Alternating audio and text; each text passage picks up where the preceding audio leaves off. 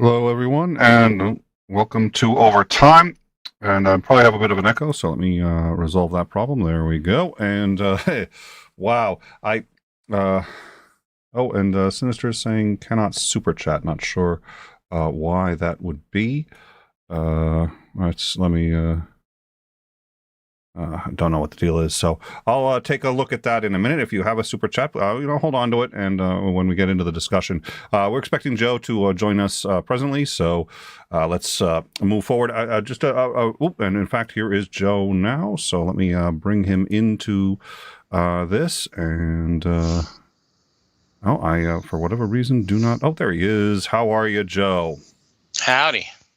Howdy. All right. So welcome. Thank you for joining us, Joe. Thank you for joining us, audience. Just two quick house cleaning things. First of all, this show does take a lot of work from Joe, myself, and a bunch of other people. So great way to let us know that you appreciate that. Like, subscribe, and share it. Pass along anything on Overtime or anything on any of the other in-time shows that you like. It really does help us out a lot. Jake, 2D, did I miss it? It's the first time he said that at the beginning of the show instead of during the darn credits. Thank you, Jake, for your support. We sincerely appreciate it. So, and then join us on the Discord. A lot of people have been joining recently, and we've been having some pretty good discussions, and you can always see what's going on. So please join us there when you get a moment.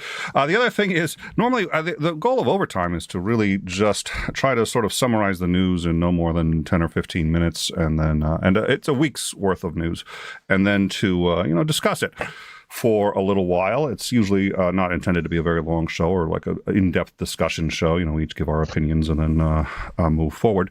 But Sandering, no work for me. And $1 from Discovering History with Pat Lowinger. Pat, thank you once again very much for your support. You've been an immense help in many ways to the show, so thank you. And it sort of reminds me of Chuck Roberts on CNN, who, just would do a half hour. You'd hear what the news is. You'd just get a rundown on the news, and that's it every day. You can't really run a news organization that way, a 24/7 news organization that way, because the news doesn't change that much every half hour in general. But so, we try to do a quick, easy show. The news is there between COVID and January 16th, which fortunately is really starting to gain traction, and then possibly the Ukraine. It looks like we're going to be having a lot of news coming up in the next few weeks. So we may be adding another show. Hopefully Joe will be free. If he's not, either I'll solo it, or we may see if we can get someone else to help out. But either way, I think we're going to be doing more shows. And this show is going to be a bit longer than usual. But I think you'll enjoy it. So please stick through it. I think it's going to be interesting. So the first thing to discuss, following a failed bid to acquire the communications platform Discord. Thank God for that one. Microsoft announced yesterday that they are buying the platform company Activision Blizzard, the development of who has developed. They are the developer. Let's see if I can speak English properly. They are a developer of such games as Call of Duty, Overwatch, Diablo, World of Warcraft, and Candy Crush. Activision stock, battered by allegations of sexual harassment and employee discrimination, went up 37% on the news.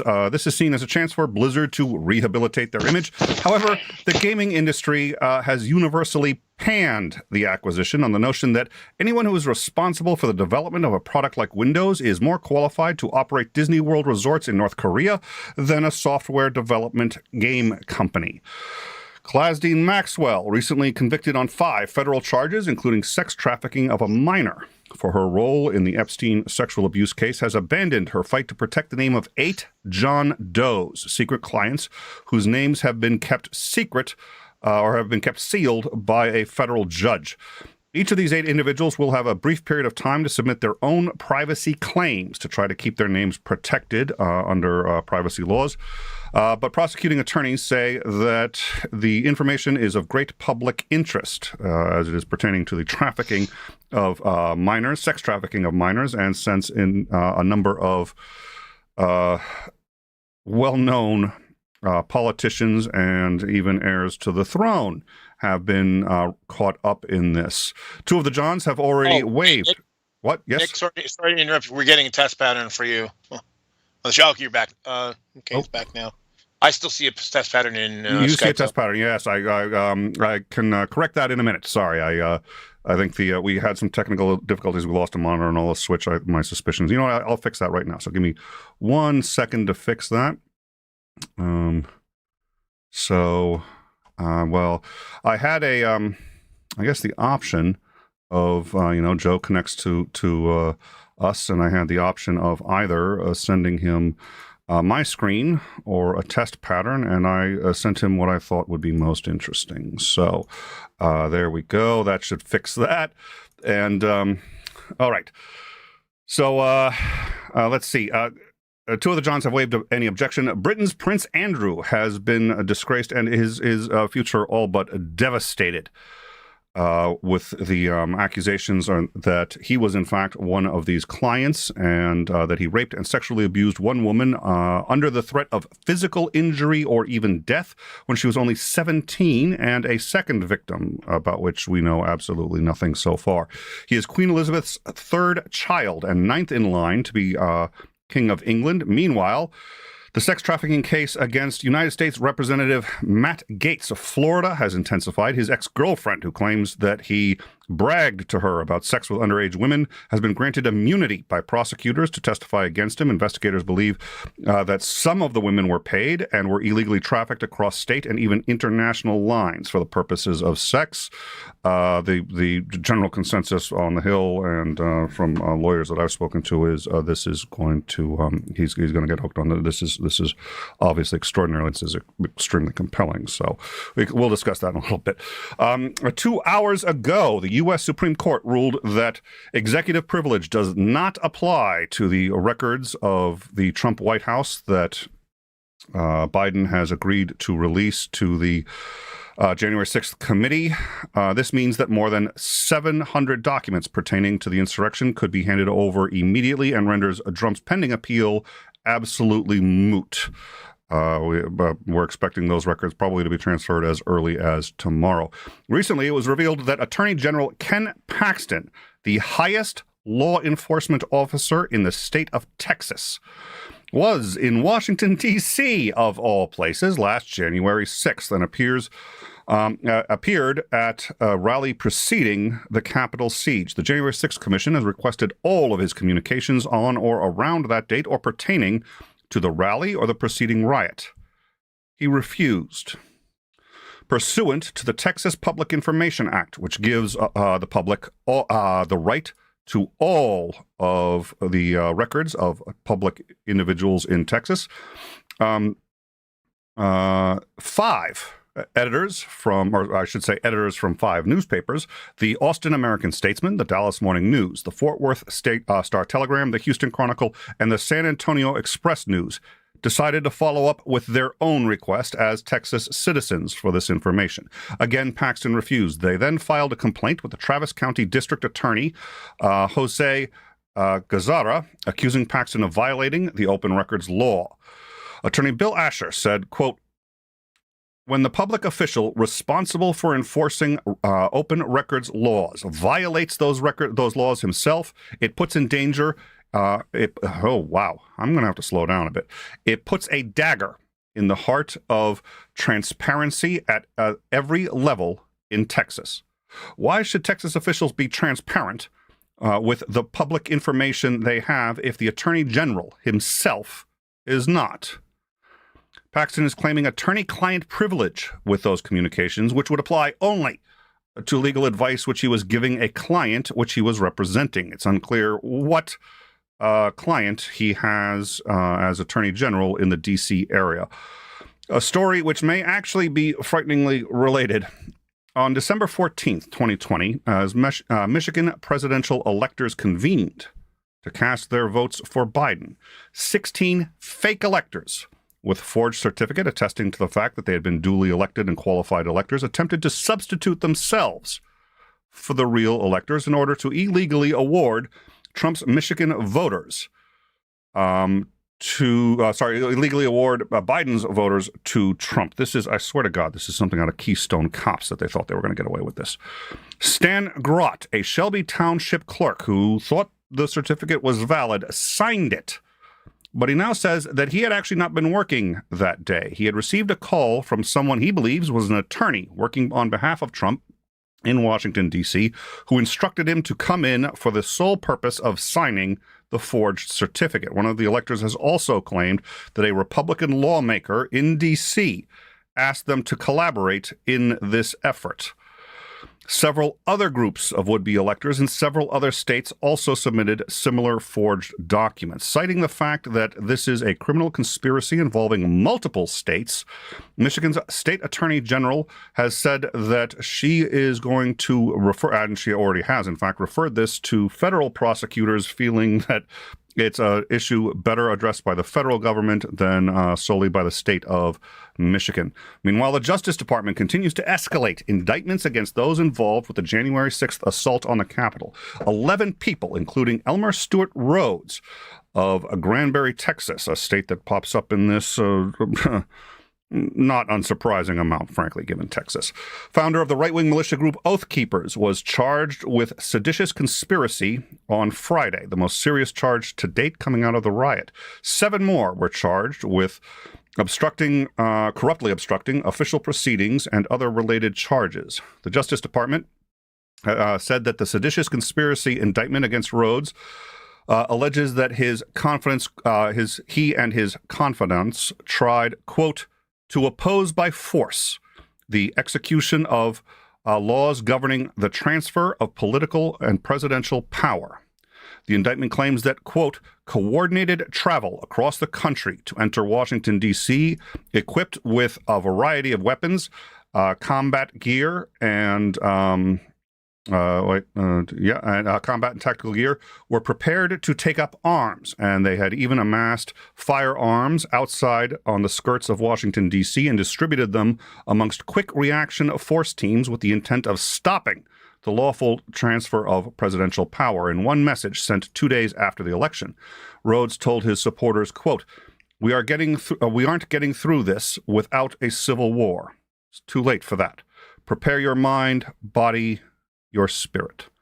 And he also said that, quote, we must now do what the people of Serbia did when was it Milosevic? Wow, there's Milosevic stole their election and refused to accept the election en masse and marched on the nation's capital. The indictment also says that they formed stacks to breach the Capitol building. The first stack actually entered the Capitol rotunda, split up, one half attempting to enter the Senate chamber, the second half looking for House Speaker Nancy Pelosi. The second stack breached the Capitol, but were unsuccessful in bypassing police, and the third team of Oath Keepers were outside Washington with caches of weapons ready to deploy them in, quote, support of the operations. Meanwhile, Pentagon Press Secretary John Kirby, not to be confused with Jack Kirby, one of the founding authors of X-Men, Silver Surfer, Thor, Iron Man, and who produced, by the way, during his illustrious career, only slightly less fantasy fiction than came out of the Trump administration in the last few years, is reporting that Russia has deployed operatives trained in urban warfare and explosives to carry out sabotage attacks against Russia's own proxy forces. This would be a false flag operation and is executed with the goal of fomenting hate, anger, and resentment towards the Ukraine and giving Vladimir Putin much-needed pretext for an invasion. I'll admit my own faith in my government and the reporting of intelligence agencies has reached the point where I'm not entirely sure whether I believe that he actually did that, which I think is perfectly plausible, or if we're just saying that to engage in engage in some campaign of disinformation against Russia. But nonetheless, a 10-hour hostage standoff in a Texas synagogue ended with all of the hostages safely rescued and the suspect dead. It started Saturday afternoon in Dallas-Fort Worth when an armed suspect claiming to have bombs took a rabbi and 3 other hostages at the congregation let's see, Beth Israel in Coinville shortly before noon. Around 9 p.m. local time, an elite hostage rescue team entered the synagogue, and the hostages were rescued, and the suspect was killed. Meanwhile, a long-running civil war in Yemen spilled over into the United Arab Emirates when Houthi rebels claimed responsibility for a fatal bombing at an oil facility in Abu Dhabi. This has led to a number of civilian deaths when Saudi-led airstrikes retaliated on the Yemen capital. The Pentagon spokesman Jack Kirby, who I think we're going to hear a lot of in the future, condemned the attacks and said, "We remain committed to the security of our Emirati partners."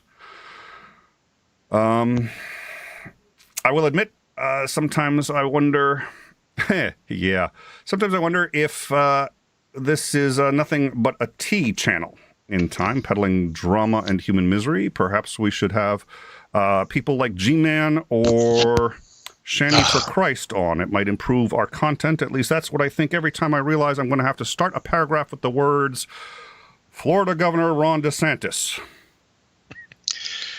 Yeah, exactly. Florida Governor Ron DeSantis has declared today that he will be opening several new monoclonal antibody therapy sites across the state. This sounds like a great move again by a governor who has led his state into the other depths of COVID hell. But that it sounds positive until you realize that those treatments are all but ineffective against the new Omicron variant, which has rapidly become the dominant variant, and by this point, for all intents and purposes, is the only variant that we are contending with. Antibody treatments from Regeneron and Eli Lilly are so ineffective that last month healthcare agencies stopped distributing them entirely.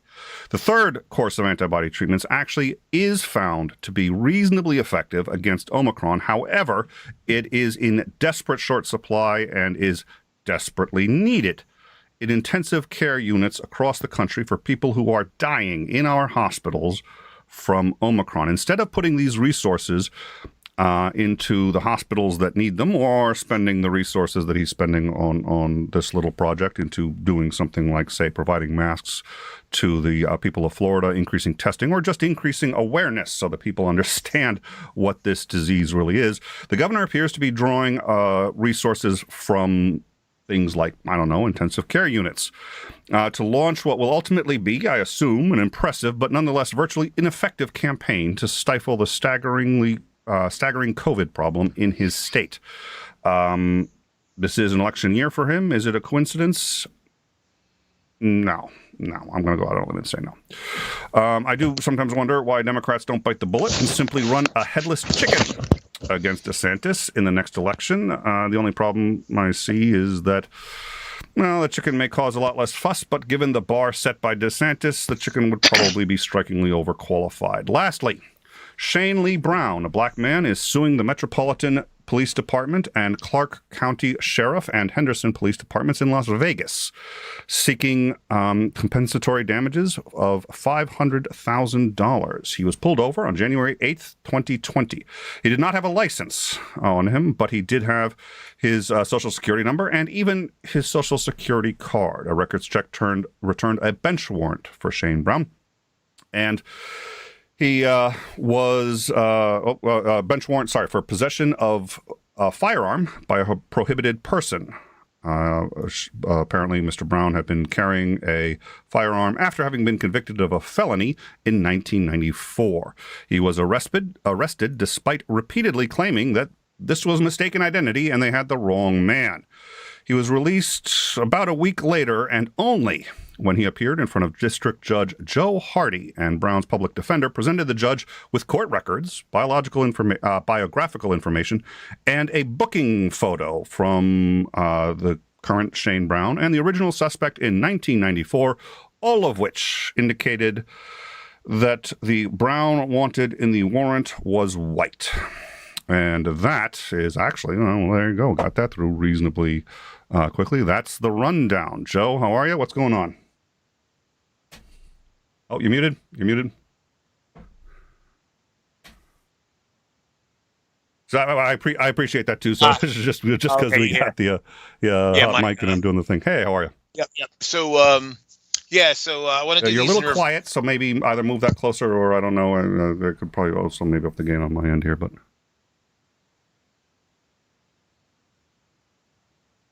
no. No. Well, now you're muted. Okay, I'm on a different mic now. Is that better? A bit. Yeah. Okay, so want to kind of do these in reverse order. Sure. Now, and the thing too, as you pointed out, the guy who they were looking for, his booking was from 1994, and the Shane Brown that they actually arrested, was born after that. He was born after 1994. Yeah. Shane Brown that they arrested is 23, which means he would have been born in 1998 or 99. 4 or 5 years after the events that happened with the other guy. So this is how bad that was. And how sloppy it was. Apparently, his lawyer tried to make this case to the prosecutor after, because he was held over the weekend, and they tried to do it on later on. And the prosecutor didn't want to hear it. Wasn't willing to listen. And basically, there was no due diligence. They made no effort to confirm that the person that they had was the right one. And the funny thing is they had his social security number, which wouldn't match the other guy. The two Shane Browns had different middle names for one.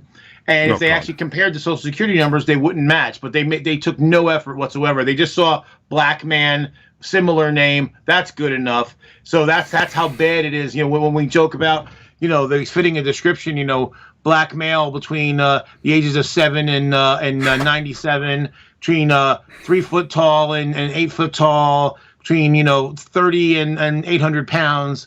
Now that doesn't even work because you don't even have to. The description doesn't even have to be black anymore. Okay, so just so I get this, so.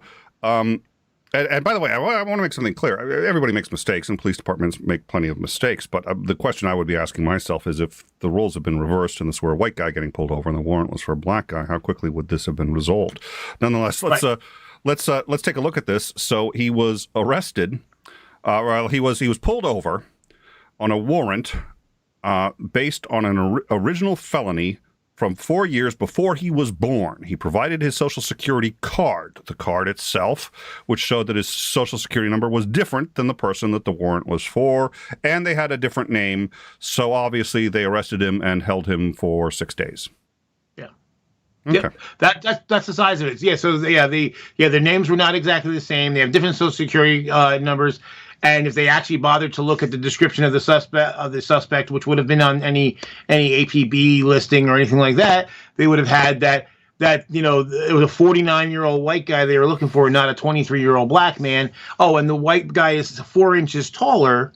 Oh, God, of course. Shane Brown, the black dude, is Shane Brown the black is 5'7", and Shane Brown the white is 5'11". Let me ask you, Joe. I know you're not a law enforcement officer, but I'm going to ask you to go out on a limb and tell me: is there a reason, do you think, that they provide a description and a photo of these people when they book them and when they put the records down for the warrants? I'm going to speculate, okay. But I think it's so they can compare the description with the alleged perpetrator that they're looking for, and to see if they're congruent. Okay, now wait. I asked you not to speculate outside of your field. I mean, come on, give me. I'm sorry. Okay. Well, I'm not law enforcement, so anything I say is going to be speculation, right? I suppose that's true. But I've seen another similar case recently where, at least it was 2 black guys they were looking for, but they picked up a guy thinking he was this person they were looking for. They got the person who made the claimant to come and look at him and said, no, that's not the guy. And they still held the guy for another 3 hours. So the accuser said, no, that's not the person who battered me. He's just some random dude. They still held him, and the body camera showed that the police were still like, no, it's got to be him. It's still probably him. Like, well, no, your witness, your accuser says that's not the guy. Yeah, well, that's the thing. You can't trust eyewitness testimony. When the accuser says you got the wrong guy, you got to throw it out. Description-wise, different heights, different weights. Different heights. different clothes they were wearing. The guy that they were looking for had a mustache and no beard, and this guy had a beard. And the guy's like, I didn't grow this in the last 30 minutes. You know, Jesus. you know. So but this is how it works here. Unfortunately. All right. Okay. Well, what would you like to hit next? Okay. Going backwards, we can hit. I mean, DeSantis is, I really do. I apply so much charity that most of my friends. I'm very close to being that the liberal who's so open-minded his brains fall out. I mean, I'm the easiest person to troll on Twitter. Because I just assume everybody's trying to be honest and having a good conversation. They're not. Well, the thing about it basically with DeSantis, he's like tripling down on this monoclonal antibodies. So even the people who make this stuff are like, yeah, no, this doesn't work. But no, because they got to stay on that train. And the funny thing is, I read something today that made the point that in a lot of cases, not all, a lot of times these right wingers that do this stuff, they don't actually believe the shit they're saying. And part of the proof of that, we talked about last time, is when you had these people that were contacting Trump behind the scenes saying, "Hey, look, man, you lost. Stop this train," but yet they'll still go out there and they'll stump for it, even though they know it's bullshit. So I don't know why he's so invested in this particular line of thing, and I guess it's got to be he can't do what's right because they've already that ship has sailed. You can't go out there and tell people go get vaccinated. In fact, that's actually been, I don't know if you've been reading, but that's actually been a source of conflict now between him and Trump, because Trump's actually saying, hey, the vaccine works, the booster works, go out and get it, it's great, it's safe. And DeSantis is fighting him on it. So, of course, he has to, because he wants to be the guy now, he wants to be the new Trump, so he has to just differentiate himself from Trump. And so now he's stuck on this monoclonal antibodies thing because he can't tell you the real truth, because then that would agree with Trump and he wouldn't be able to be the differentiator. This is where we're at. That these people have they don't care what the truth is. They only care about what they think will get them in power. That's it. And I want to be fair. There is a bit of that, at least a bit of that on the Democratic side, and individuals on the Democratic side who are corrupt as all hell. But and there's an old saying: you can't govern if you're not elected. So getting elected really ends up being sort of the first priority. But this is way beyond the pale of anything I've seen in quite some time. And the other thing that he's doing that you had brought up and I'd forgotten, and so I really appreciate you bringing that up too, which is he's refused to say whether or not he's gotten the booster. And even as some of the papers in Florida are calling him out on that, saying basically he's playing both sides here, because people who think that he's the sort of the old school Trump are like, oh, he hasn't gotten the booster, but he can't say that because he's going to get ripped alive. So he hasn't gotten the booster, so they like him and they're supporting him. And then other people are like, well, he's gotten the booster, but he knows he can't say that because so he's playing both sides and getting the bonus from both sides by refusing to be honest about it. So and actually Trump took a shot across his bow about a week or two ago, where he literally said politicians that don't tell us whether they've gotten the booster or not are cowards. And I was like, holy shit, twice in the same century I agreed with Trump. Yeah. Holy shit, I just thought the same thing twice in the same guy. Twice, because first he said go out there and get the vaccine and the booster, which is right, and then now he's saying politicians that won't own up to it are cowards, and he's right. Like, wow, Don, where was this shit 2 years ago? Yeah, I'm trying to find my Bible. I kind of sort of remember somewhere it said, and lo, he opened the seventh seal, and Soutter and Serious Mind both agreed with Trump. And in came a pale rider on a dark horse. That's what I think. I think it's the end times. I think you're right. All right. If I see like four guys on horses, I'm fucking running. We've already had plague, so I guess a war, famine, and death are next, right? Well, yeah, we had plague. That was Trump, and then COVID hit. So it was just a double whammy. So all right. So moving on, unless there's something else, DeSantis is. Yep. I could. Oh God, I've kind of reached my limit on both DeSantis and some of the Texas BS.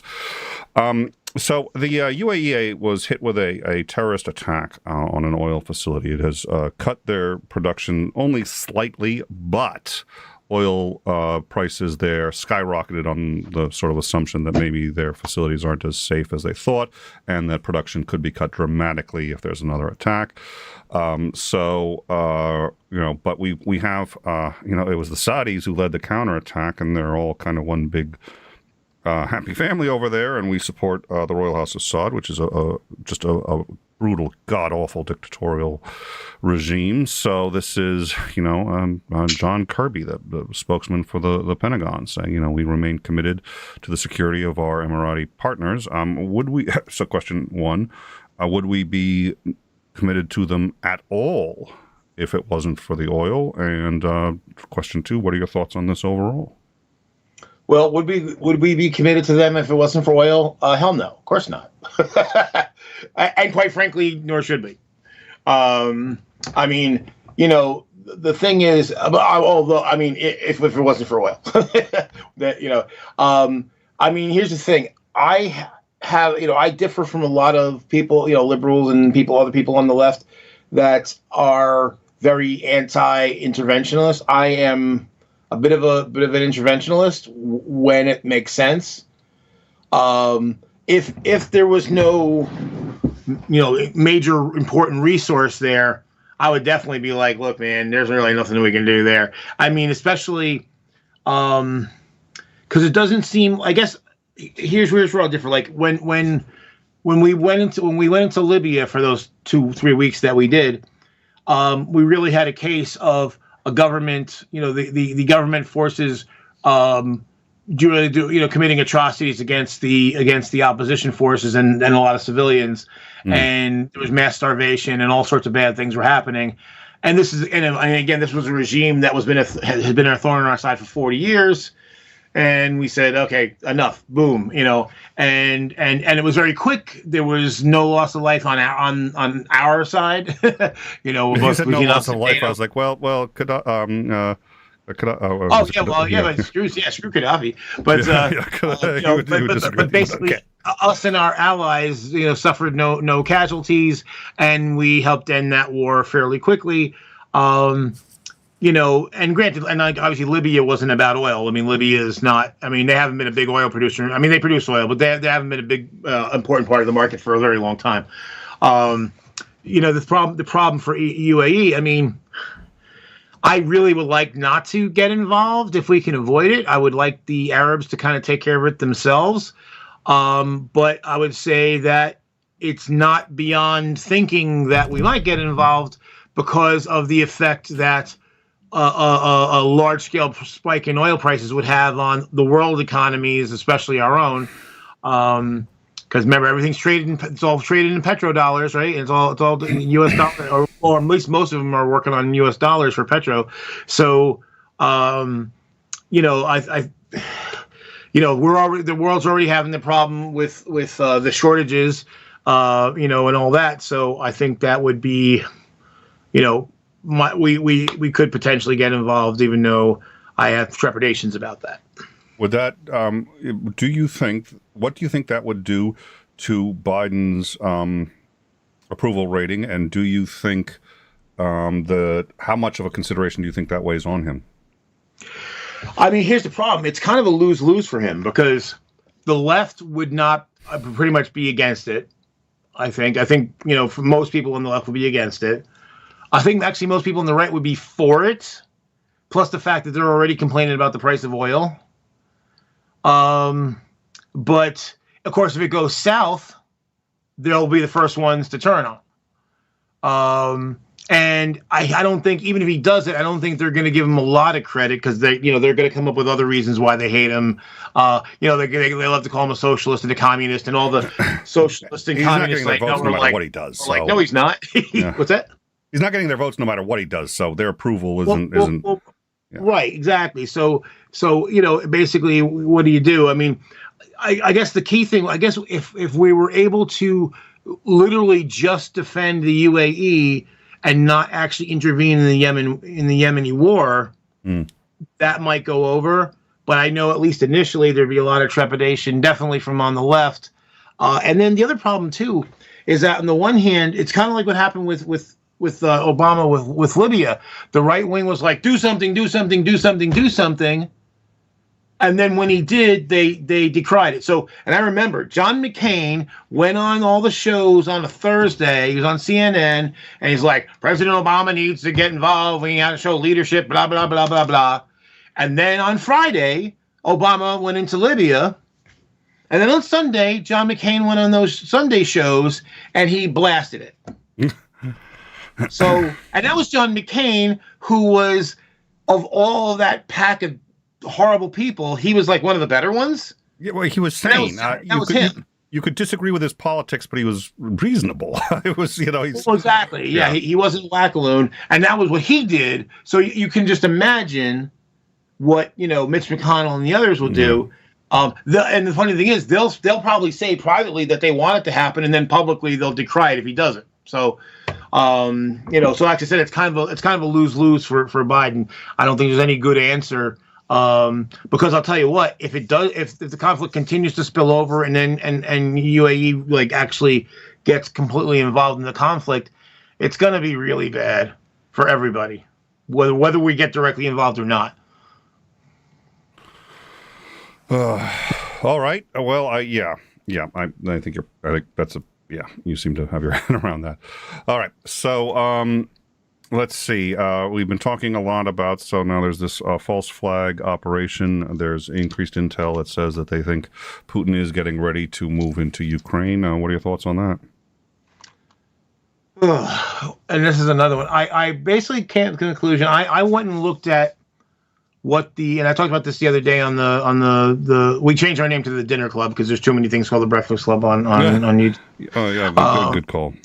So, but on the Dinner Club on Saturday, I talked about this, and I looked at what ground forces that Ukraine has, because last I had heard Russia had about 100,000 troops on the border.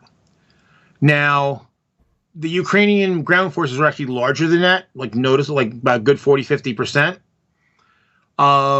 And their formations are roughly the equivalent of the Russian ones. So, just leaving air power out, they would actually would be able to defend themselves. The problem is, and the thing is, Russia has a bigger army, but the problem is that they have this vast territory, and they can't leave their border with India alone. They can't leave their border with China alone. They have too many things they have to defend, and they also have to worry about NATO coming through Poland and all this kind of stuff. So they can't send everything that they have, and their military is like. Their ground forces are like 250, somewhere between 250 and 300,000. So it would be difficult for them to send much more than they already have there. So just straight up ground forces, Ukraine would probably be okay. The problem is that Russia can mount.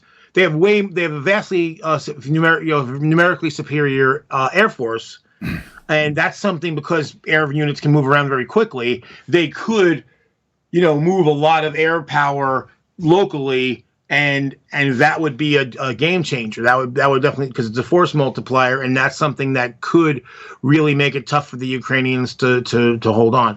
So you cut out. You cut out. We lost you. You're back. What was the last thing you heard me say? You said it's a force multiplier, and they could hold out, but for that, and then you said and then boom. My thought about what I think NATO should do, because here's the thing. I think if we do nothing, Russia's going to invade. I think that's pretty much guaranteed. In fact, right now they're doing a joint exercises in Belarus. So now they threaten Ukraine not just on their eastern border but the northern border. So that's a problem. I think the best thing that the U.S. and NATO could do would be to deploy air units both into Ukraine and neighboring states, Poland, the Balkan states, the Baltic states, and if Turkey would allow it, Turkey, and really just have a lot of air units, and maybe I would prefer not to put ground units, but if we did maybe a couple brigades of tanks, just as a show of force, just to say, hey, look, we're backing these guys up. But if we had air power there, that could balance things out enough that Russia doesn't want a protracted war. They don't want it, and they sure as hell don't want a fair fight. So if we don't have to put overwhelming force. We just have to put enough that it would be that fair fight, and they're not going to want that. And this is a test. This is kind of what happened with Crimea. He puts out the feelers, checks to see which way the wind's blowing. Nobody really made any overtures to stop him, so he went forward. In fact, the same thing Saddam Hussein did with Kuwait. He telegraphed it to the Bush administration. The Bush administration was kind of like, and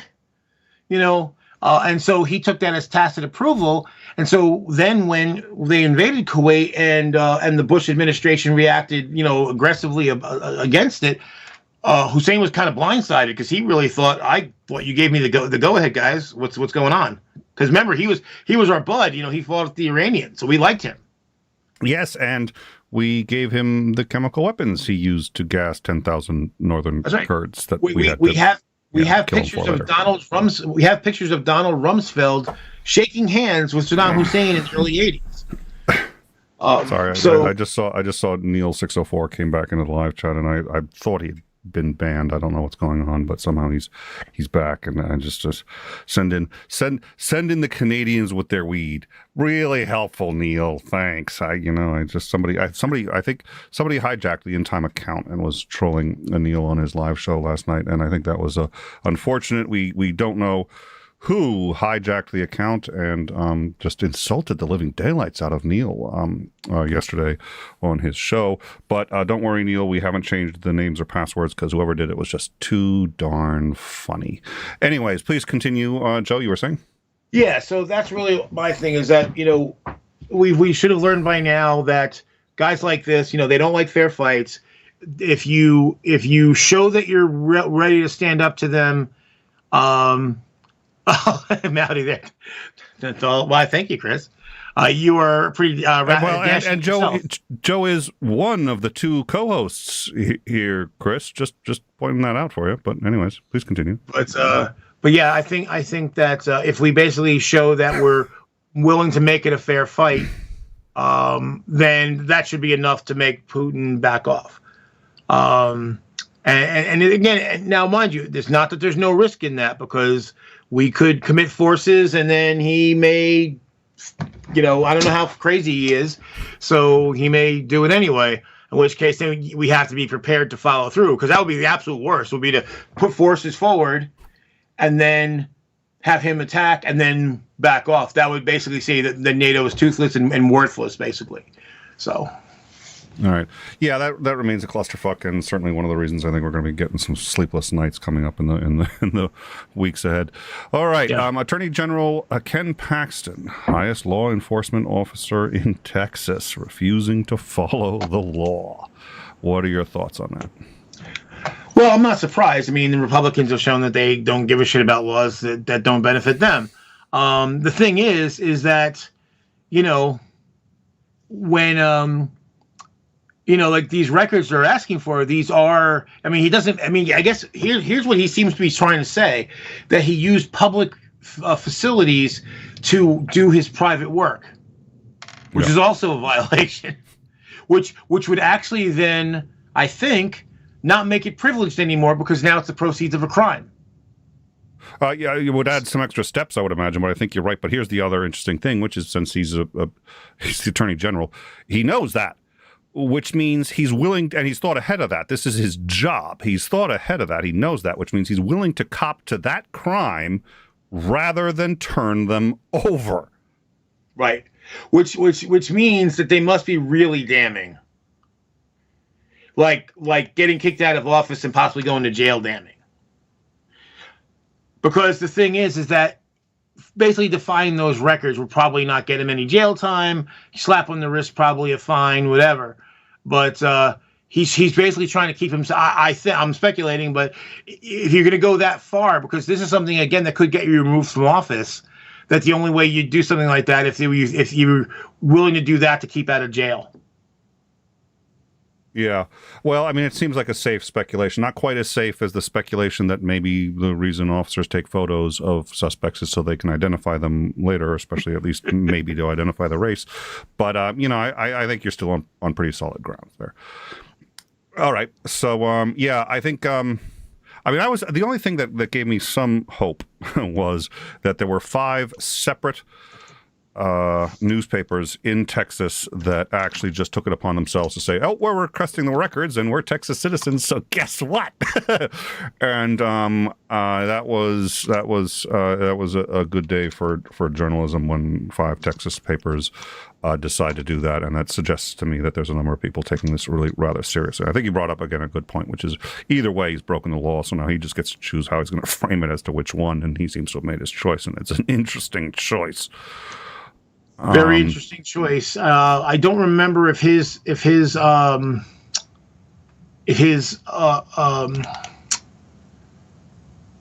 what do you call it? If his job is something that is elected or if it's appointed based on who the governor is.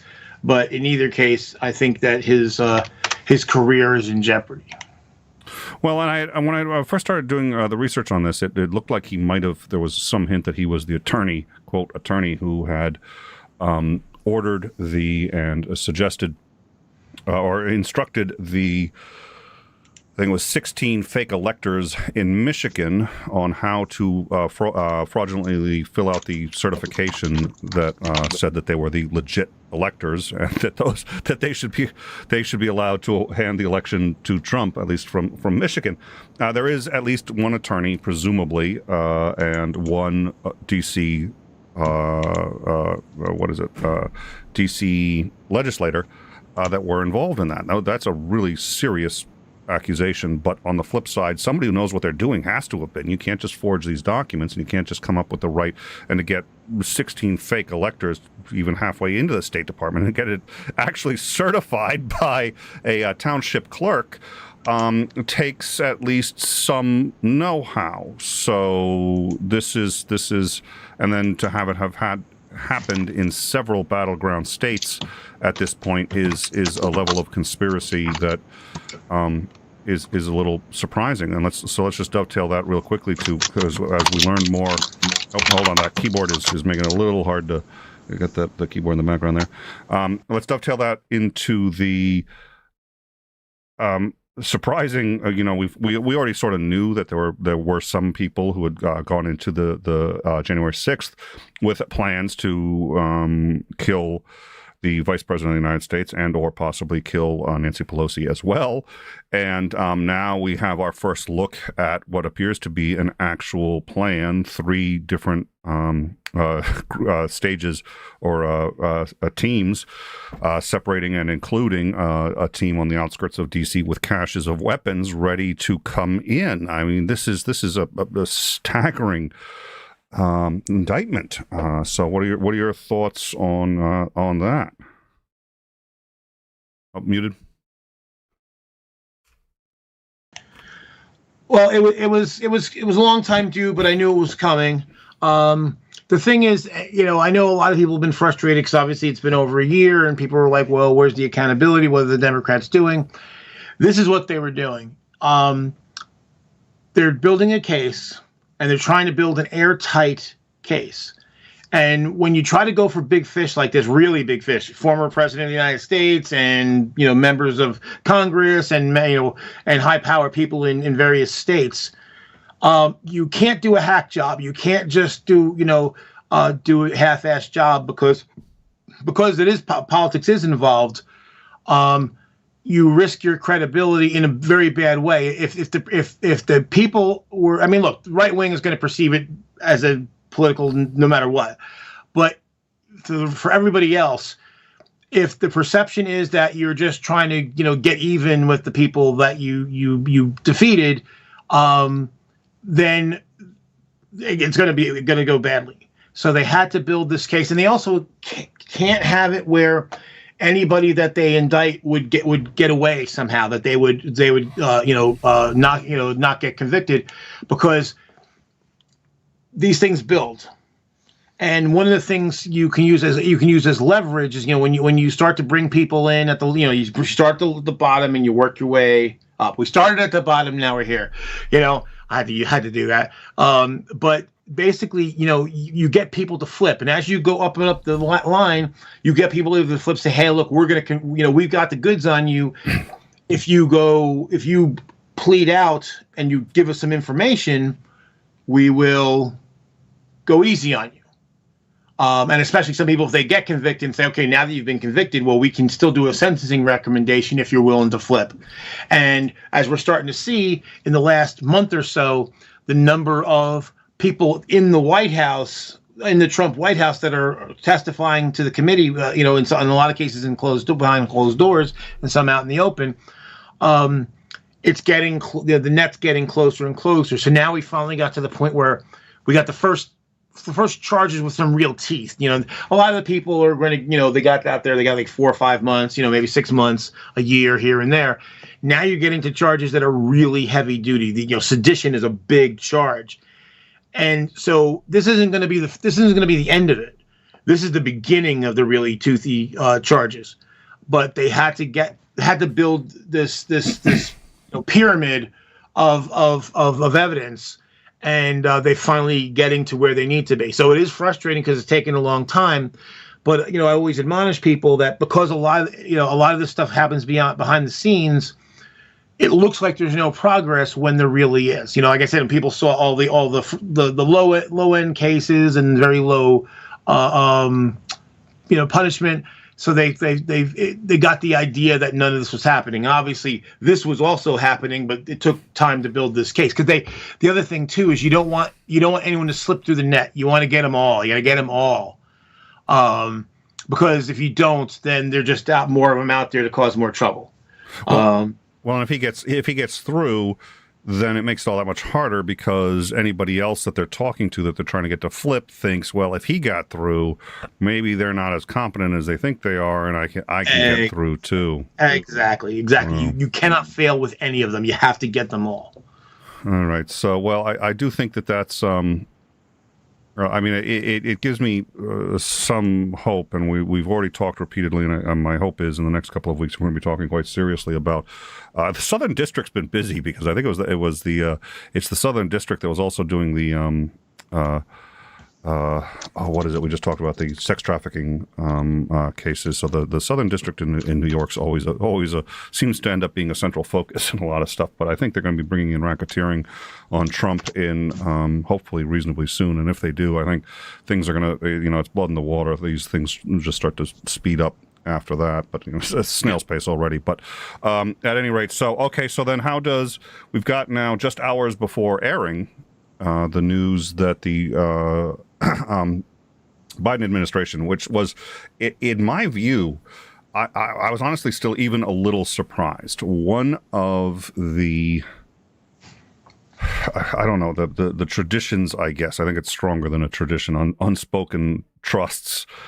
between former presidents is when you're out of office, and you're not a politician anymore, and you don't criticize the current president. The current president has enough troubles without former presidents Monday morning quarterbacking, and it's probably one of the hardest jobs, if not the hardest job on the planet. So anybody who's been in it sits there and says, I'm not going to, undermine other people doing it. Trump has really refused to stick to any kind of sense when it comes to not undermining previous presidents and to, sort of ignoring the fact that he's now a member of that club. And so finally they've started hitting, Obama's started hitting him. And I actually thought that Biden maybe was going to shield those documents on the grounds that he wants his predecessor to shield documents in case anything happens. And that's not what he did. What he said was, we're not going to use executive privilege. Do you want the documents? Come and get them. And then Trump was like, but it's my executive privilege. And that's where he's now lost that argument. So those documents can all go to Congress. What are your thoughts on that? Well, I think it was definitely the right move by the Biden administration. Because the thing is that, I know the tradition has always been, any given president's probably done a bunch of things that violated the law here and there, but we're not gonna get petty over it. But this stuff was too big. I mean, and this makes what Richard Nixon did pale in comparison. I mean, Richard Nixon did a lot of bad shit, and he was impeached and would have been removed if he didn't resign. Trump went way beyond any of this. I mean, he literally tried to have his goons over, and not just the goons in the mob, also his people in political power try to overthrow the election, and that can't ever be tolerated. So it's a good move, and I'm happy. I was concerned a little bit. I know it made it through the lower courts, but with Supreme Court, with him having to put three people on there, I don't take anything for granted anymore. But the fact that even with that, they were still able to say, no, sorry, you are not the president anymore. You don't have an executive privilege for anything that happened in the past. Only the current president has that, and he's declined to use it, and he's not forced to use it if he doesn't want to. So, it's a good day for America. That's all I can say. Yeah, it's a glimmer of hope for people who watched him stack that court, and what is it? Gorsuch is in the Justice Department now, and it's like, oh well, that may have turned out to be a bad move there, buddy. You might have preferred that he was on the court, but that's. You mean no? Gorsuch is on the court. I think you meant Garland. Garland, thank you. Yes, I swapped him. Thank you, Garland. That is exactly what I meant. Thank you for that. All right. And breaking Nixon, news. Oh, so of course there is. Okay. Yeah. I just looked at CNN because I wanted to check what we were just talking about. Republicans kill voting rights bill. So they brought it up. So now the Democrats will attempt to change the filibuster rules to pass the legislation. Now the thing is, I'll tell you right now. So, because Manchin is like, oh, we can't have a partisan divide. Okay, well, Joe, we tried to do it, the nonpartisan way, and they said no. And if you don't support voting rights now, then you are full of shit and you are worthless as a politician. And the thing is that, even people in his own state, even like blue collar people in the state who generally were Republican are telling him, one, they wanted the Build Back Better. Now they're saying they want the voting rights thing. And, it's like, well, what do you stand for? I mean, and that's the thing is, and with the voting rights, it's not like he even stands to lose any money. At least with the Build Back Better, we know he had financial interest, so he was incented not to get that through. But what's your excuse now, Joe? What's your excuse now? And it's like, well, and basically the other thing is, with the changing the filibuster rules, you don't have to get rid of the filibuster. Just make it a talking filibuster. So if someone has to get up there and gab and have to wear a Foley catheter or a Texas catheter and pee in a bag for 3 days straight or whatever the hell they're going to do. But I don't on this score. I don't understand what his end game is. I guess sure he thinks that he's helping his job, but he's not. And because again, if he wants to play Republican light, well, if you give people the chance for Republican and Republican light, they'll usually vote Republican. So I mean, this also makes it critical then that in the fall, that against all odds, that the Democrats have to pick up seats. They just have to. And that means everybody out there who's on the left, in the middle, who doesn't like what's going on from the right wing, has to get out there and make it happen, because otherwise we're fucking doomed. Because they're going to try this shit again. You know that. Yeah. Well, look. Everybody does dishonest things if they feel it's justified for some reason. They're willing to break the rules, and conservatives are sitting here saying, well, it's justified, so we're going to. But Mitch McConnell has cornered the market on this, and I think in his view, everything's justified, and he's one of the most cynical sons of bitches. He's worse than Nixon. He's worse than just about anything I can think of, and he is in charge. and they are all taking their marching orders from him, and they're learning how to do it from him. And this is a culture that has made it impossible to compromise, impossible to work, and it's all about leveraging the system to get as much as you can. And there's always been some of that, but this is unprecedented. It's going to get worse. I think you're right. It's going to get worse if they lose control of the Senate. I think that right now the numbers don't look very good for them at all. So you've got Joe Manchin in there. What do you think he's going to do? They need all 50 if they're going to change the filibuster. I think he's basically going to go down as the person who doomed this country. I really do. Because I don't think he's going to change his, this leopard is not going to change his spots. And, we're kind of screwed. And the thing that the hell of it is that basically the Biden administration is going to take that's the thing that pisses me off the most, because this is all his fault, and to a lesser extent Sinema's fault.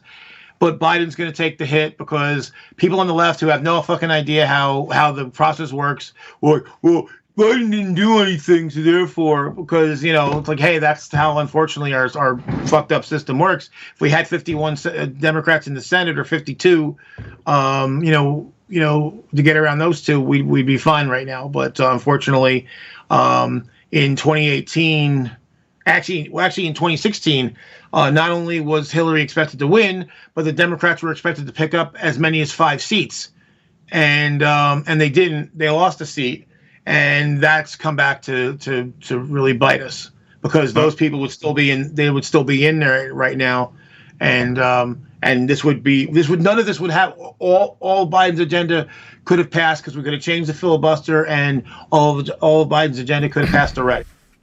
Not for nothing, but first of all, in my view, for his first term, Donald Trump should not have been president. Absolutely, there's no means by which Donald Trump could have been elected. It should have been Paul Ryan should have been president of the United States. He absolutely should be president of the United States for that first term. He wasn't, and I do blame Obama for that, and I'm disappointed in that. And people here have heard my argument for that. He was third in line of secession, and the fact is you had an election that was rigged by the Russians, and credibly enough to have swayed it. Obama cannot overturn the election and hand it to somebody on his political team, despite the fact that the evidence is she won, and despite the fact that she won the popular vote.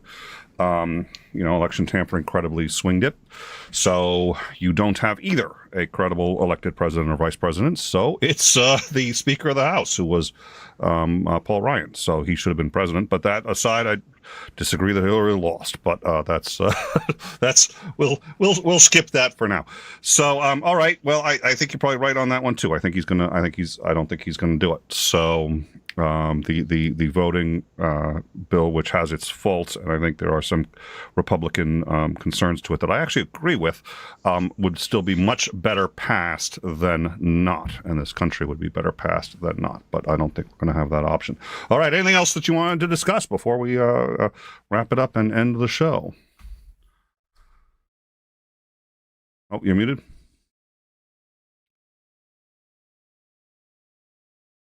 You're muted. I cannot hear you. You mute yourself almost as much as I do. It's yeah. If you could find a way to exceed it, that would make me. I put it on. I guess it's not. Let me see here. Oh well, Rudy Giuliani was subpoenaed by the committee. Mm-hmm. Yep. So that's kind of good. I haven't heard his response. I don't know if he's responded, but. Has not responded yet, but it'll be interesting to see if he tries to get out of it. And I'd love to see them drag him in chains, And then the other really small thing is,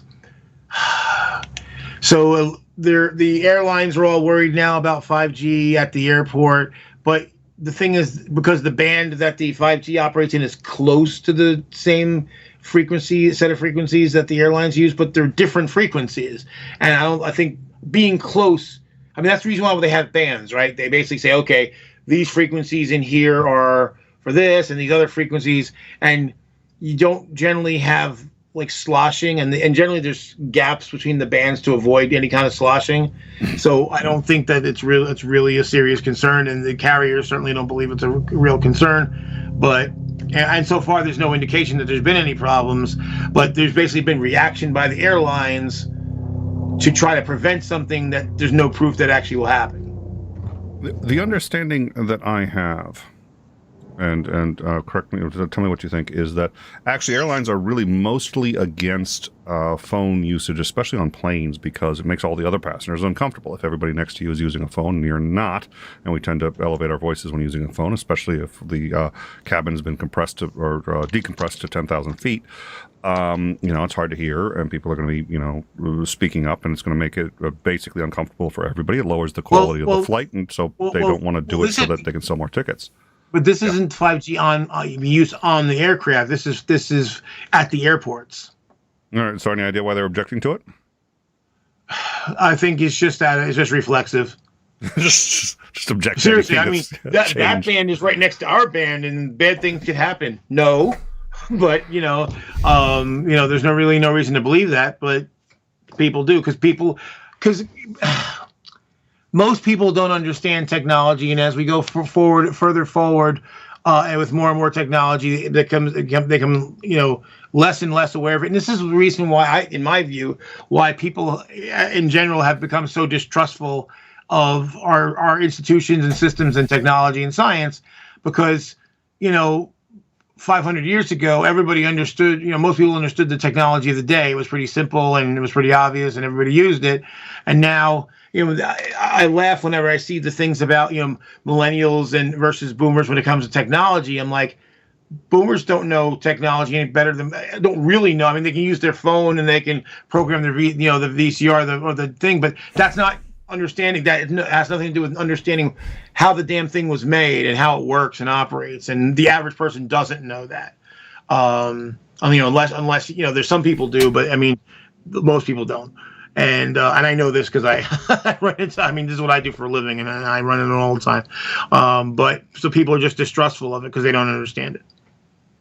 Well, and that problem's only going to get worse. So if anybody thinks that their generation is really cool because they understand technology better than previous generations, I got news for you. I can use Twitter. Yeah, big deal. Yeah.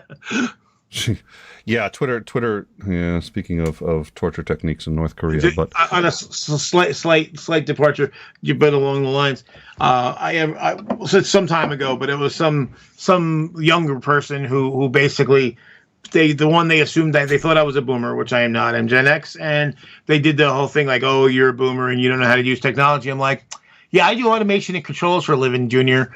I do more with technology than most people do. More in a day than most people do ever. Unless you're in computer science or engineering or something like that. But it was just hilarious. It's like, I guess I can use my smartphone and I can program my VCR and I can set the clock on my stove and I can write systems that automatically dispense materials and in drums and take inventory and send notifications to people that their storage tank's low and I can run their distillation columns and their power plants and. So somebody brought something up, and it's been too long since I've gone to the back here, and this is usually a bit more of an end time thing, going back and going over there, so we really should wrap it up. But since it was brought up, and since I had the ability, I thought I would bring it up. Joe, do you know what this is? And if you had to, could you use it? Well, I don't see you. I still have the bar, so I don't see what you're doing. I thought I had switched that out. My apologies. Nope. Yeah, sure, guys. He can see us. I know he can. I'm sending him the right signal. He see. It's just he doesn't know what it is. Now let me. Let me switch this. I really thought I had that fixed. I thought I sent you the right. Let's see. I'm on 16 here, so I will try one more time to get that. And if that doesn't get, you know why that didn't work? I know. No, that should have worked. That really should have worked. I thought you were going to show me a model of the Antikythera, but it's not. You know what? I know what I screwed up. This is going to fix it. I actually now know how to. You'd almost think I know how to produce a show, but then you'd actually watch me do it. That should fix it. You see now. I see you now. All right, this is it. I'm looking at the wrong screen. I gotta. Let me see here so I can see it large. Turn it up toward me. Well, the thing on the top in the center reminds me of a sundial. Yeah. And yeah, I do see numbers out there, so I'm thinking that is a timepiece of some sort. Very, very close. It's a sextant. It's an actual It is sextant. a sextant. Okay. I was gonna say it's a working sextant. Sextants don't actually work on their own per se, I suppose. So different kind. Anyways, I just brought this out because No Name brought up a really interesting point that I think was worth the discussion. And it does have. I mean, it's like you have to adjust it here. You adjust the platform, the tilt, and there's one. I don't think. What I had seen as a sextant looked very different than that. It had like moving pieces and.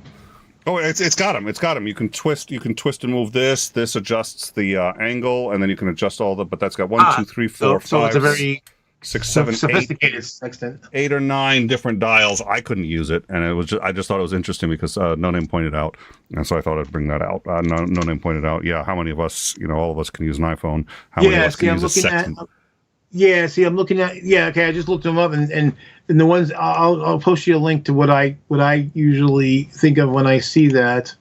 I know what you're thinking of. It's actually it may have the weight that comes down, and it's got the scope, and you look up and you. Yeah, exactly. I know exactly what you're talking about.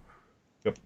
All right. Well, all right. So let's wrap this up. Thank you all for joining us. If you enjoyed the show, like and subscribe. It always really does help. That's why we all ask, and nobody enjoys shilling for it. I don't enjoy shilling for it, but we do it for a reason. It helps, and it's a great way to support the show without having to spend any money. If you want to support it even more, you can become a patron. Come just join us on the Discord, join the community, and hang out with us. Chat. We've been having a lot of discussions on these and other topics on the Discord. So I hope you guys will join us. I hope you guys had a good time. Joe, thank you once again so much for joining us. It's always a pleasure having you.